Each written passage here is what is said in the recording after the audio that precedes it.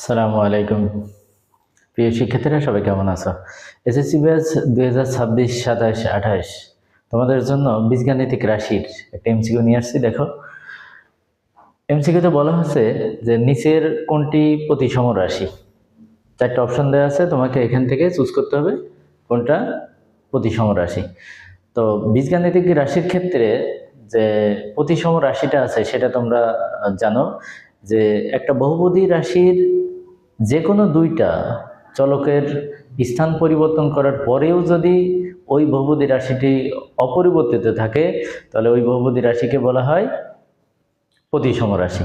তাহলে ক অপশনটা থেকে তুমি খেয়াল করো, তুমি এখানে যে কোনো দুইটা চলকের স্থান পরিবর্তন হবে, তাহলে এক্স চলকের স্থান পরিবর্তন করে যদি তুমি ওয়াই লেখো এবং ওয়াই চলকের স্থান পরিবর্তন করে যদি তুমি এক্স লেখো, তাহলে ক অপশনে দেখো এখানে আসবে হলো এক্স এর পরিবর্তে তুমি লেখো ওয়াই, তাহলে 2y² minus 5x Z minus z²।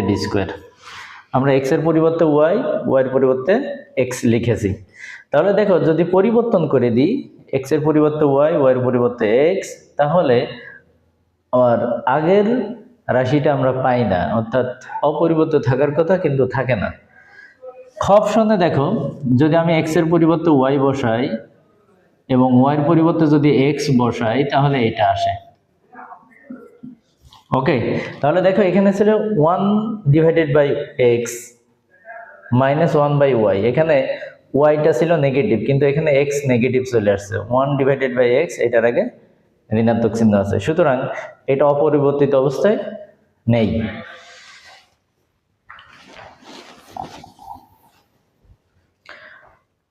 এখন গ অপশনে আসো।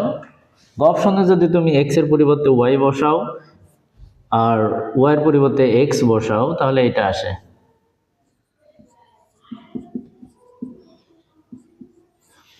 তাহলে এক্স এর পরিবর্তে ওয়াই, ওয়াই এর পরিবর্তে এক্স বসানোর পরে দেখো এই রাশিটার থেকে এটা ভিন্ন হয়ে গেছে, চেঞ্জ হয়ে গেছে, একই রকম নাই, সুতরাং এটাও তোমার সঠিক উত্তর না।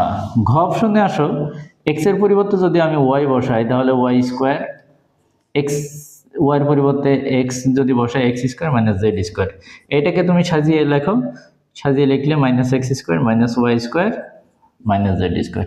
তাহলে তোমার কারেক্ট অ্যান্সার এটা।